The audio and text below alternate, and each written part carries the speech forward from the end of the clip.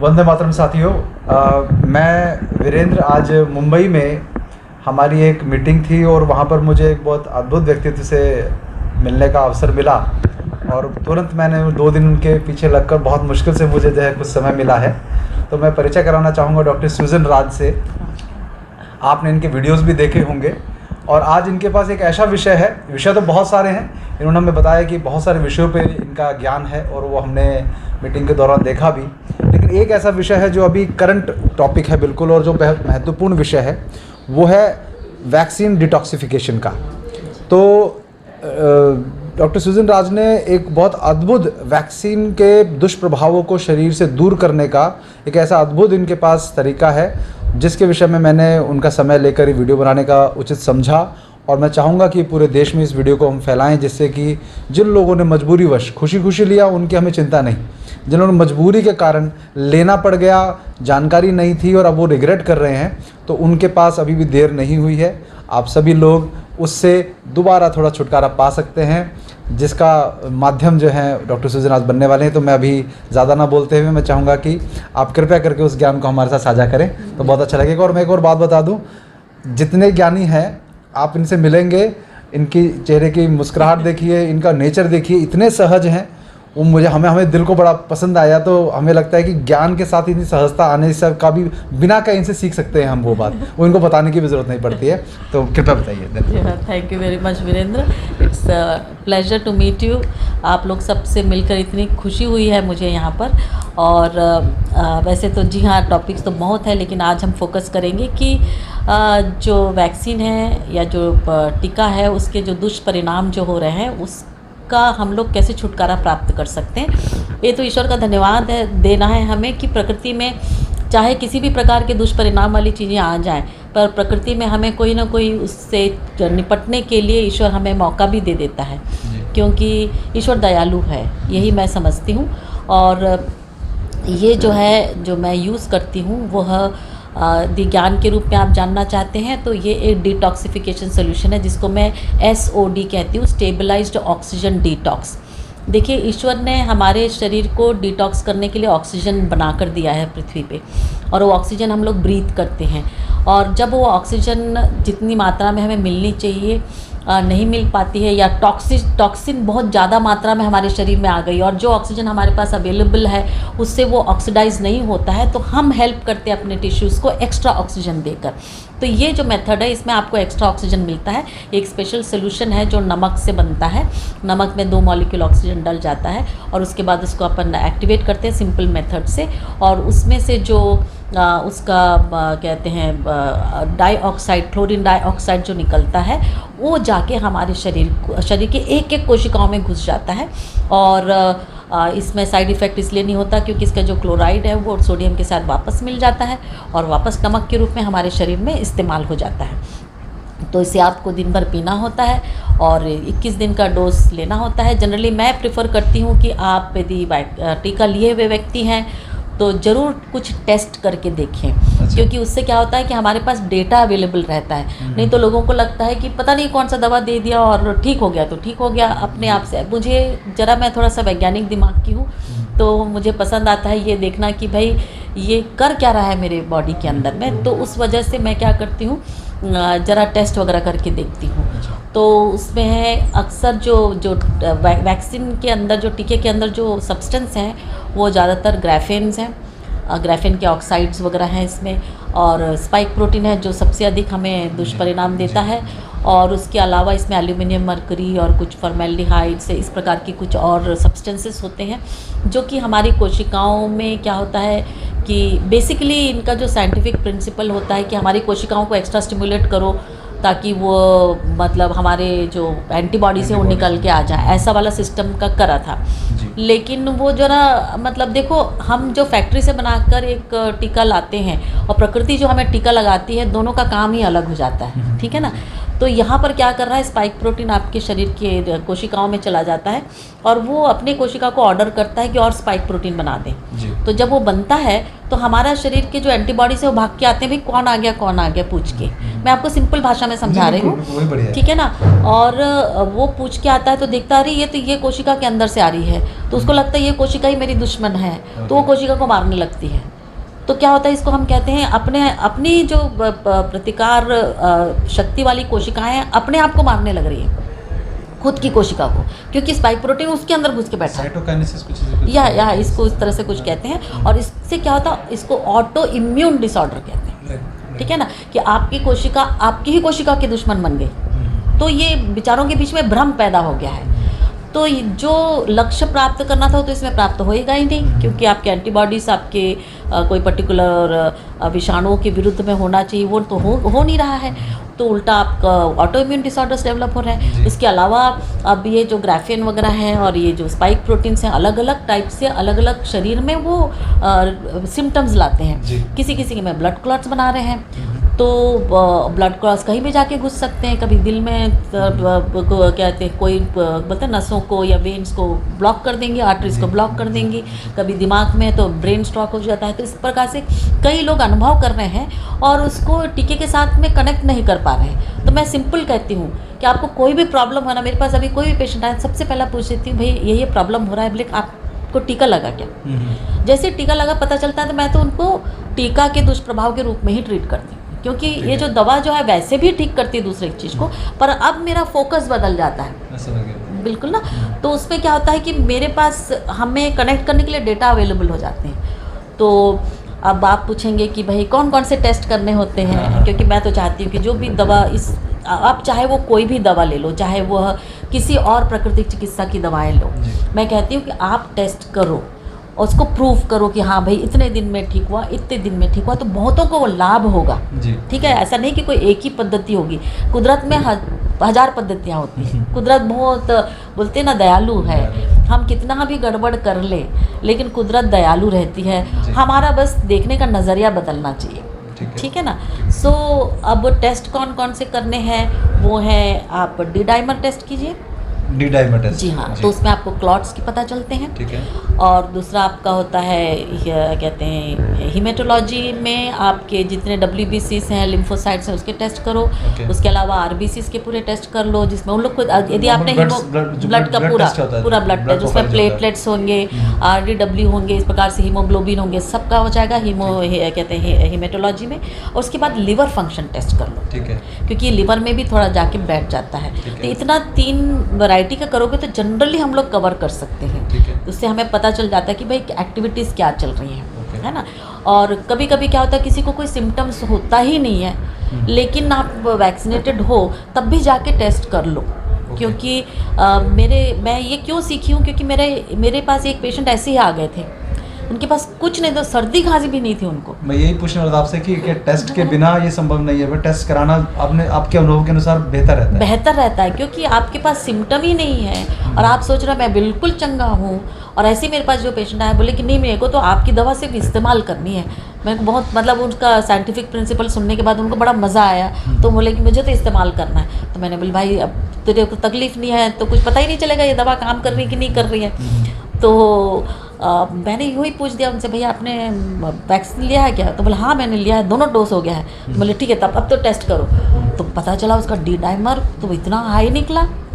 अच्छा, उसकी रिपोर्ट जो मैंने उस दिन प्रेजेंटेशन में दिखाई थी, वो रिपोर्ट मैं आपको प्रेजेंटेशन में लगा दूंगा इस वीडियो में, आप देख लीजिएगा आपसे भी प्रूफ के तौर पे। बिल्कुल 6.48 ऐसा कुछ है। उसका मतलब है कि करीब 6000 का ग्राम कुछ उसका जो भी यूनिट है वहाँ पर है। और नॉर्मल होना चाहिए था 0 से 500 तक। तो सोचो वो व्यक्ति मुश्किल से 2 हफ्ता 3 हफ्ते में टपक गए होते, लेकिन ईश्वर ने उसको बचा दिया। वो आ गए थे हमारे संपर्क में, उनको खुद को विश्वास नहीं हो रहा था, बोले इतना ऐसे कैसे हो सकता है मेरे इसमें हाई, लेकिन था, रिपोर्ट में था। तो रिपोर्ट करने से ये फ़ायदा होता है। तो मैं चाहती हूँ कि जितने लोग ने ले लिया है मजबूरीवश, कैसा भी हो, किसी गलतफहमी में ले लिया हो, तो उसमें बुरा मानने की ज़रूरत नहीं है। कभी कभी लोग समझते हैं कि अरे मैं कैसे बेवकूफ़ बन गया, ये लोग जो बोल रहे हैं ये सच है क्या, है ना। तो उसमें बुरा मानने की ज़रूरत नहीं है, तो ज़िंदगी का सवाल है। हाँ बिल्कुल, एक तरफ का ईगो सा कि मैं कैसे बेवकूफ़ बन गया, ऐसा टाइप का हो जाता है। कोई बात नहीं, देखो होशियार से होशियार बेवकूफ़ बन जाते हैं। हम भी कभी बेवकूफ़ बन जाते हैं भाई, हम भी जो सीखे हैं वो ऐसे ही तो सीखे हैं, है ना। ठीक बात। उसी के बाद तो हमारे अंदर भी नम्रता आ गई है, बोले हम ही सब, नहीं तो हम तो एलोपैथी लाइन वाले, हमारे अंदर वैसे ही ईगो भरा होता सही बात है। है। तो एलोपैथी में आप मैंने बीएससी नर्सिंग की है, ओके। तो वो भी एलोपैथी लाइन से ही की है। अच्छा, तो हमारा माइंडसेट तो सेम होता है, चाहे वो एमबीबीएस डॉक्टर हो या बीएससी नर्स हो, बिल्कुल। ठीक है ना। हमें तो सिखाया वही जाता है, वही एनाटॉमी, वही फिजियोलॉजी, वही आउटलुक, है ना, बिल्कुल। कि भाई बाकी सब झोला छाप हैं। बिल्कुल। और तो रिपोर्ट से तो एक फ़ायदा ये भी हो गया ना कि आपके पास कम से कम जैसे डेटा दिखाने के लिए हाँ, पीपीटी में लगाने के बिल्कुल। लिए बिफोर एंड आफ्टर का एक आपके पास रेफरेंस हो जाता है। बिल्कुल बिल्कुल, तो ये भी एक फ़ायदा बड़ा है बहुत इसका। बड़ा फ़ायदा है, जिससे क्योंकि हम लोग टक्कर दे सकें इन लोगों को। बिल्कुल तो बिल्कुल। कुछ है ही नहीं कहने के लिए, वर्बली बोलते रहे जितना मर्जी। हाँ, बिल्कुल क्योंकि ठीक। अभी तक उन्होंने मतलब हमारे जो लाइन ऑफ ट्रीटमेंट है, मैं तो एलोपैथी को कुछ बुरा इसलिए ज़्यादा नहीं बोलती हूँ, क्योंकि देखो एक ऐसा सिस्टम है जो हाईजैक कर लिया गया है, जैसा किडनैप हुआ है। किसने हाईजैक किया है? पाखंडियों ने। जी जी। सी पाखंडी जिस चीज़ को भी अपने पास लेते हैं, अच्छे से अच्छे को उन्होंने अपने स्वार्थ के लिए इस्तेमाल करते हैं। तो उसमें एक ये बेचारा सिस्टम चला गया है। तो वो नेचुरल मेडिसिन को इसलिए नहीं ले सके क्योंकि उसमें पाखंड चल नहीं सकता था, ठीक है। पर इसका जो साइंटिफिक डेटा कलेक्ट करने के जो तरीके हैं वो बड़े अच्छे हैं। अच्छा, इस कारण से मैं साइंटिफिकली सोचने लगी। जी जी, मेरे अंदर जो विचार आए हैं साइंटिफिक इसी वजह से आए हैं। अदरवाइज मैं शुरुआत में सोचती थी यार मेरे सब पेशेंट तो ऐसे ही ठीक हो जाते हैं, मेरे को क्या देखने की ज़रूरत है। तो मेरे जितने पेशेंट थे वो कहते हैं टीका लगाने के पहले बोल देते थे, वरना हम तो मजबूर हैं, हमको तो टीका लगाना है, आपकी दवा दे दो। तो मेरे को शुरू में तो मेरे पास कुछ और इलाज आइडिया भी नहीं था। मैं बोली ठीक है यार, अब ले लो, हमारा दवा तो बचा ही लेता, वैसे भी टीका को उड़ा देगा। तो वो लोग 1 घंटा पहले पी के जाते थे और इधर जहाँ टिक्का लगा वहाँ भी लगा देते थे लोकल, और उसके बाद 21 दिन पी लेते थे। तो उनमें से किसी का कोई कंप्लेन ही नहीं आया मुझे, तो इसलिए मैं ध्यान ही नहीं देती थी टेस्टिंग वेस्टिंग करने का। लेकिन जब मेरे पास एक पेशेंट आया जिसकी आंखें फूल गई पूरी, और उसके बाद हमारे पास आए, तो मैंने सोचा यार ये तो केस को तो फिर थोड़ा देखना पड़ेगा। आंखों में सूजन आ गई थी, और वो स्टीरॉइड वगैरह से 4-5 दिन ठीक रहे, लेकिन वापस वो आ जाए। तो ऐसा 2-3 बार स्टीरॉइड ले लेके दूसरी आंख में हाँ वो वाला। अच्छा। तब जाके पहली बार मेरे दिमाग में ठनका कि अरे इसका टेस्ट करना चाहिए रिपोर्ट। अच्छा। तब उन्होंने वैसे भी हमारे एलोपैथियन काफ़ी टेस्ट करते हैं, तो उसके पास टेस्ट रिपोर्ट रखे हुए थे। तो मैंने बोले भेज दो भाई। अब मैंने देखा तो एक चीज़ में ठटाक क्या मिली, इसका हीमोग्लोबिन क्यों ऐसा बिहेव करके दिखा रहा है। क्या था उसमें? उसके हीमोग्लोबिन में था कि वो एक्चुअली वो चाहते थे कि ब्लड शुगर टेस्ट करें, उसके लिए HbA1c ऐसा वाला कुछ टेस्ट होता है जिसमें शुगर का पता चलता है। तो वो उसमें लिखा है कि कैनॉट बी डन। तो मैंने सोचा क्यों, रिपोर्ट में लिखा है कैनॉट बी डन, और उसका नोट लिखा है बिकॉज उसका जो हीमोग्लोबिन है variant because of variant haemoglobin this test cannot be performed. Variant haemoglobin का जब पढ़ के देखा तो कोई कंजेनाइटल डिफॉर्मिटी होती है। अब उसको कैसे समझ में नहीं आएगा मेरे को। हीमोग्लोबिन का जो बनने का प्रोसेस में कुछ गड़बड़ हो गई। हाँ, हीमोग्लोबिन का शेप अलग हो गया और चिपक गया है एक दूसरे से। ओह अच्छा, ये सेल्स जो है वो, हाँ सेल्स जो है ना वो कहते हैं जो आरबीसीज हैं उसमें का जो हीमोग्लोबिन है वो एक दूसरे से चिपक गए हैं, वो कुछ तो प्रॉब्लम हो गया। क्लॉट बनने का एक सिनेरियो, क्लॉट बनने का सिनारियो हो या जो भी हो, वेरिएंट बोलने से होता है कि आपका जो हीमोग्लोबिन है या आरबीसी से कंजेनाइटली मतलब जन्मजात किसी को जैसे सिकल सेल एनीमिया होता है वैसे टाइप का। पर इनमें तो कोई चांस ही नहीं था कि इतने साल से तो कोई प्रॉब्लम नहीं था उनके ब्लड में। जी जी। तो मैंने तब मेरे को ऐसा समझ में आ गया कि अरे ऐसा करके देखना चाहिए। जी। और फिर उनको हमने ट्रीटमेंट किया, तो उसके बाद फिर टेस्ट करके देखा तो सब नॉर्मल। ओह अच्छा, ठीक है। सो उस समय मुझे मज़ा आ गया, मैं बोली कि अब तो मैं सबका पकड़ूंगी ऐसा करके। इसलिए अब मैं बोलती टेस्ट करो, खुद को भी मज़ा आना चाहिए ना जी, कि ठीक है ना कि मेरे ब्लड में हो क्या रहा है भाई, है ना, मेरा लीवर क्या बोल रहा है, मेरा लंग्स क्या बोल रहा है, मेरे ब्लड में क्या चल रहा है। तो ये छोटे छोटे संकेतों से पकड़ लो और फिर हम किसी के सामने भी भिड़ सकते हैं। बिल्कुल। ठीक है ना। तो ये आपको कहाँ से, ये आइडिया कहाँ से आया? जैसे इससे पहले कि आप बताएं कि एग्जैक्टली क्या है वो, कैसे है, कहाँ से आपको ये, क्योंकि आपने मुझे भी बताया कि आपने कहा कि अब उसका फोकस आपने वैक्सीन पे कर दिया, मतलब पहले से आप इसको प्रयोग कर रहे थे? बिल्कुल। इसको मैं तो खुद इसको प्रयोग कर रही हूँ करीब 2011 से। अच्छा, 10 साल। 10 साल से प्रयोग कर रही हूँ और सभी 95% ऑफ डिजीज़ के लिए यूज़ करती हूँ। अच्छा। और इसको सिर्फ वैक्सीन के लिए नहीं है, सभी डिजीज़ के लिए कर रहे हैं? सभी डिजीज़ के लिए। अच्छा, ये भी नहीं पता। अच्छा, बहुत बढ़िया। और इसका बेस्ट पार्ट ये है कि ये अच्छे सेल्स को कुछ नहीं बिगाड़ सकता, जब हमारे शरीर में जाता जी। है। और ये पता सिलेक्टिव किलर बोलते हैं हम इसको।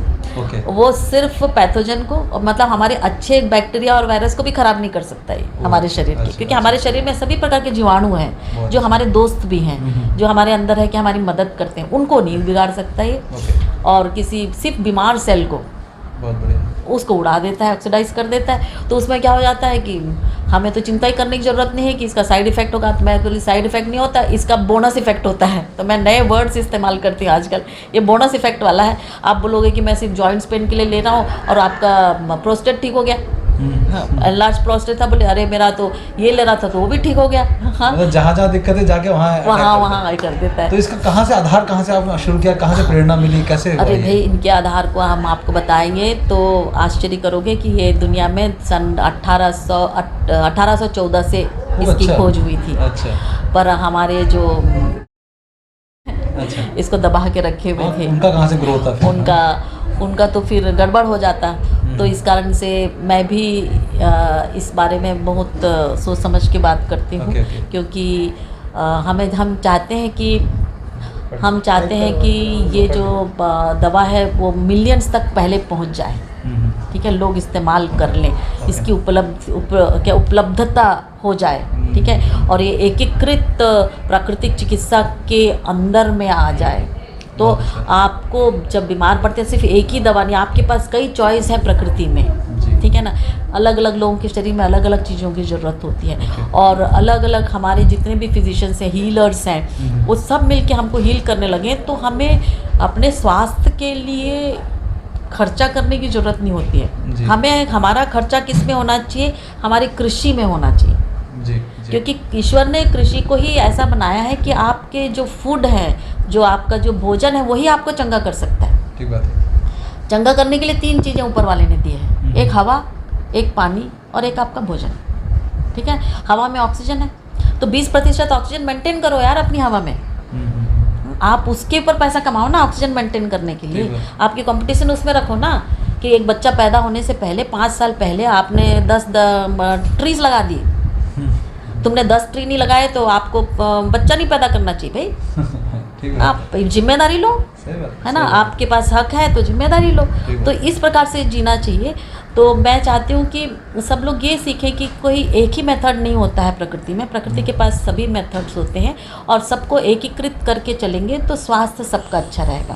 ठीक है, क्योंकि ईश्वर ने हमारे बॉडी को ऐसा डिज़ाइन किया है कि इसकी मौत होनी चाहिए सिर्फ बुढ़ापे से और दुर्घटना से। ठीक है, और बीमारियों से मौत नहीं होनी चाहिए। बीमारी इसलिए होती है, बीमारी को ईश्वर ने चारों तरफ इसलिए रखा है कि हमारी इम्यून सिस्टम को, हमारी प्रतिकार शक्ति देने वाली कोशिकाओं को एक्टिव रखे।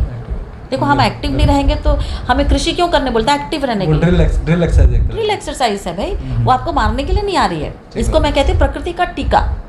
बुखार से लोग डर जाते हैं, उल्टी, दस्त से डर जाते हैं। कहाँ के डरने का, तो टीका लग गई। अब आप प्रकृति के पास में उसको कम करने के लिए दवाएं हैं, आप उसको पी लो उसके में। क्योंकि आप देखो, आपका शरीर इसलिए हार गया क्योंकि कुछ तो गड़बड़ हुआ होगा। ठीक है ना, अंदर कुछ गड़बड़ गया है, तब तो वो हार गई कोशिका।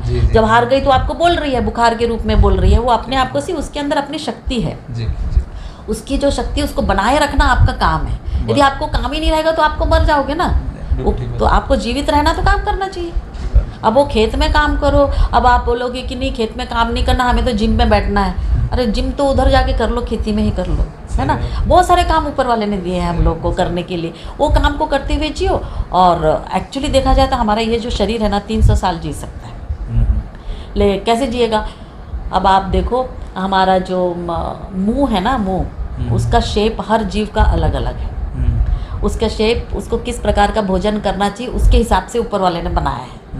ठीक है ना, सब जानवर उसी हिसाब से खाते हैं, पर हम ही लोग हैं जो सभी टाइप का चीज़ खा लेते हैं। हमें तो मालूम नहीं था, हमको तो सिखा दिया जो भी खाना, हम तो खा लिया बचपन से अभी तक। तो हमारा शरीर अब नहीं जिएगा 300 साल तक, है ना। पर हमने इसको सही तरीके से ट्रीट करके रखा तो 120 साल तो जीना चाहिए, है ना। या कोई दुर्घटना हो गई या कोई आके मार दिया तो नहीं जिए। ठीक है ना। सो ये जो दवा है बहुत पुरानी है, इसको दबा के रखा गया था। ठीक है ना, तो हम अपने देश में इसको अलग तरीके से लाएंगे।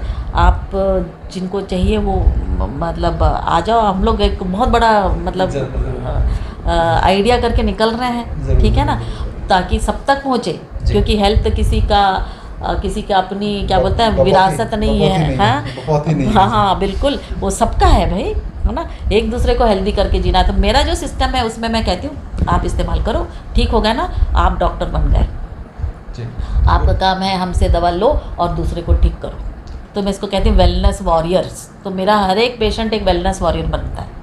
तो ये सभी ऑटो इम्यून डिजीज पे काम करता है? सारे ऑटो इम्यून डिजीज पे काम करता है, सारे। तो वो कैसे है वो दवाई, कुछ अभी है? मंगवाऊं? हाँ अभी तक नहीं है मेरे पास, मेरे पर्स में रखा है। जी तो जो विषय था उस पे हम आते हैं कि क्या ये क्या आपने रखा हुआ है यहाँ पर, इसे जरा समझाइए। और बिल्कुल, क्या बिल्कुल। कहते हैं इसको? ये जो है हरा लेबल में आपको दिखाई दे रहा है, ये गुरु कहती हूँ मैं इसको। और ये जो लाल लेबल में दिखाई दे रहा है, ये चेला है।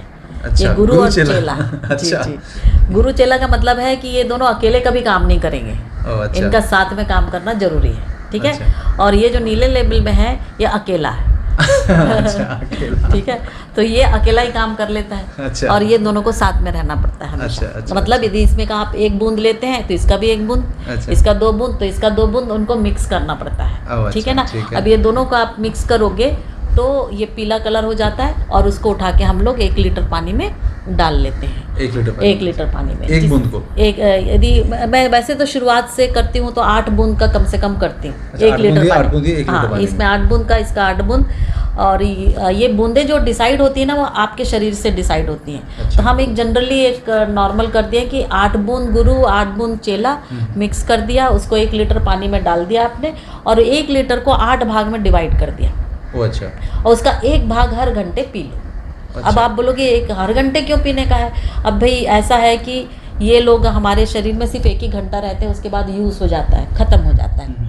तो 8 घंटे लगातार आप बम्बार्डिंग करो आपके दुश्मन को, और 16 घंटे आपका जो इम्यून सिस्टम है वो अपना खुश हो जाएगा कि मेरे दुश्मन कम हो गया, अब मैं जाके बाकी को उड़ा देता हूँ। तो ऐसा करके आप कम से कम 21 दिन तक अच्छा अपने सिस्टम को मदद करो तो डिटॉक्स हो जाता है। मतलब जितने भी विष हैं, अणु हैं आपके अंदर, वो धुल जाते हैं, ऑक्सीडाइज हो जाते हैं। अब कब से शुरू करना है 8 घंटे ये दिन में? कोई भी टाइम में शुरू करो आपके हिसाब से। यदि आप सुबह 7 बजे शुरू करते हो तो 8, अच्छा। 9, 10, 11, 12, 1, 2, 3 बजे ख़त्म होगा। आप कोई ड्यूटी वाले, अभी मेरे को कई पेशेंट आते हैं बोलते हैं हमारा मॉर्निंग ड्यूटी है, आप इवनिंग ड्यूटी है। मतलब ड्यूटी के हिसाब से करो कि आप जब घर आओ तो घर शुरू तो कर 3 बजे शुरू किया या तो शाम को? रात में 11 बजे तक ख़त्म हो गया। अच्छा, आपको बस आपका जब शुरू कर रहे हो तो 1-1 घंटा मेंटेन करो। लेना है, ठीक है, ठीक है। इसमें खाने पीने का कुछ मेरे इसमें तो कोई रिस्ट्रिक्शन नहीं ठीक है। है। हालांकि मैं लोगों को हमेशा कहती हूँ खाना पीना आप ठीक करोगे तो इसकी भी ज़रूरत नहीं पड़ती है। ठीक है ना। अब इसकी ज़रूरत इसलिए पड़ी है क्योंकि आपके हवा में प्रदूषण जा रहा है, पानी से प्रदूषण, खाने से प्रदूषण। आपका शरीर करेगा क्या, इतना सारा टॉक्सिन लेके निकाल ही नहीं पाता है, तो इसको निकालने में मदद कर रहा है। तो इसमें खास खाने पीने का कोई परहेज नहीं होता है। इसमें तो फास्टिंग की भी ज़रूरत नहीं पड़ती है। 21 दिन नहीं कर पाएंगे? 21 दिन का आप कर लो नॉर्मल खाने वाले लोग को। देखो अक्सर कई लोग हैं जो एकदम से भोजन को चेंज नहीं कर पाते हैं, उनके लिए मैं ये ऐड करती हूँ। तो जैसे मांसाहारी हुआ, कोई शराब प्रॉब्लम पीने नहीं वाला होता। हुआ, सिर्फ वो शराब पीने वालों का नशा नहीं चढ़ता है थोड़ा सा तो उन लोगों को मज़ा नहीं आता है। तो अब उनके ऊपर है भाई, अब या तो नशा करो या लेकिन फिर आप प्रेफर करते हैं कि ये सब छोड़कर किया जाए तो ज़्यादा प्रभाव पड़ेगा इसका? हाँ, खासकर मैं जो अल्कोहल है उसके लिए बोलती हूँ भाई, ना तो आपका अल्कोहल का असर पड़ेगा ना इसका असर पड़ेगा, कोई फ़ायदा नहीं है आपके शरीर में। तो दोनों में से एक कर लो ऐसा करके, तो कर लेते हैं लोग जी, ऐसा। जी, जी, जी। बाकी भोजन के ऊपर इसका ज़्यादा रेस्ट्रिक्शंस नहीं जी। है। पर ओवरऑल जब भोजन की बात आती है तो मैं हमेशा कहती हूँ कि भोजन हमारा जो हवा, पानी और भोजन, ये 3 हमारी दवा भी है, ये 3 हमारे मतलब शक्ति देने वाले भी हैं। ये यदि हम मानव जात लोग ये 3 को पहले से ही ठीक किए होते तो दूसरी दवाओं की ज़रूरत ही नहीं पड़ती। ना तो आयुर्वेद की ज़रूरत पड़ती, ना होम्योपैथी की ज़रूरत पड़ती, ना कोई ही मिनरल थेरेपी की ज़रूरत पड़ती। ठीक है ना। वो सिर्फ भोजन से ही हम लोग को ठीक होने का क्या पता नियम प्रकृति ने बनाई थी।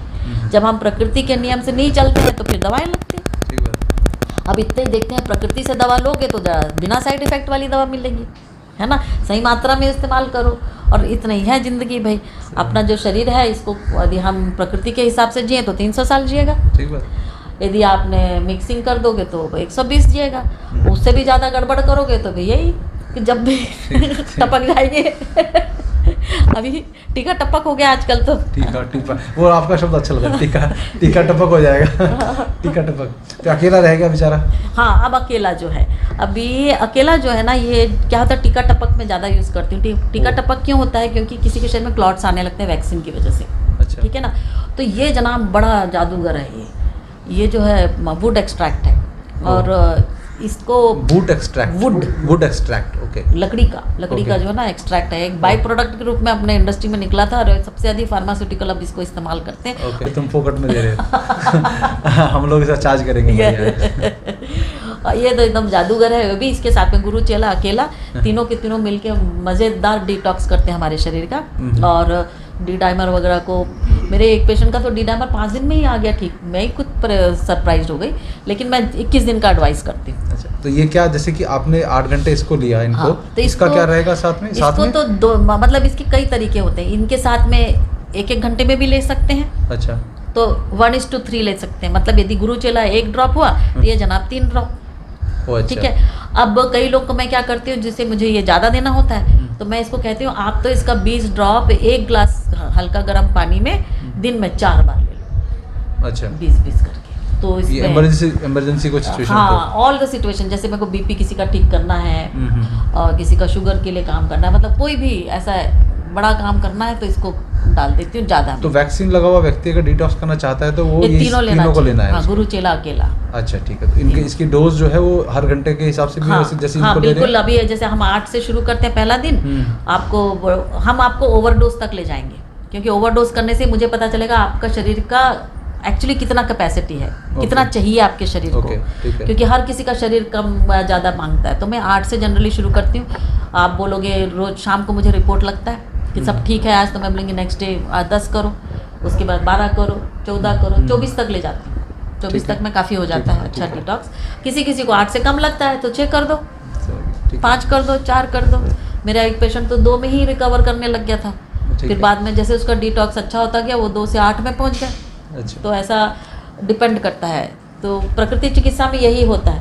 तो आपको ये सॉल्यूशन बिल्कुल अलग अलग है, बिल्कुल अलग है सभी। तो आपको जैसे आपको कॉल कर तो बहुत सारे आ जाएंगे, अगर आप ईमेल आईडी कुछ पे रिप्लाई कर जिसमें लोग कुछ और पूछना चाहें आपसे, बिल्कुल बिल्कुल आप हमारे वेबसाइट में जा सकते हो। अच्छा, वेबसाइट है? हाँ जी, www.saaf SAAF India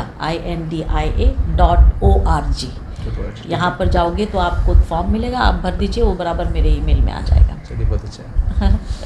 तो बहुत अच्छा लगा। साथियों देखिए, वही जो प्रकृति ने, इन्होंने कहा कि प्रकृति जो है हमारे लिए कोई ना कोई विकल्प खड़ा रखती है। तो हालांकि ये जो विषय है जो इन्होंने बताया है, ये बहुत सारे लोग जो हैं इसके पे संदेह भी करेंगे कि क्यों है क्या। तो आपको अच्छे से पता है कि मैं यदि किसी विषय को उठाता हूँ तो वो विषय जो है जब तक मानवता की भलाई के लिए है तभी उठाता हूँ। उसमें कमर्शियल एंगल वगैरह जो है वो होने में कोई बुराई नहीं है। मैं आपको साफ साफ कमर्शियल एंगल होना अगर चाहते तो जिस ज्ञान को दे रहे हैं इससे भी अरबों अरबपति बन सकते हैं, लेकिन जो इनका मूल जो है वो मानवता की भलाई है। उसमें आगे कभी अगर उसको कमर्शियली कुछ बड़ा करने का काम भी हुआ तो वो समाज की भलाई के लिए ही होने वाला है।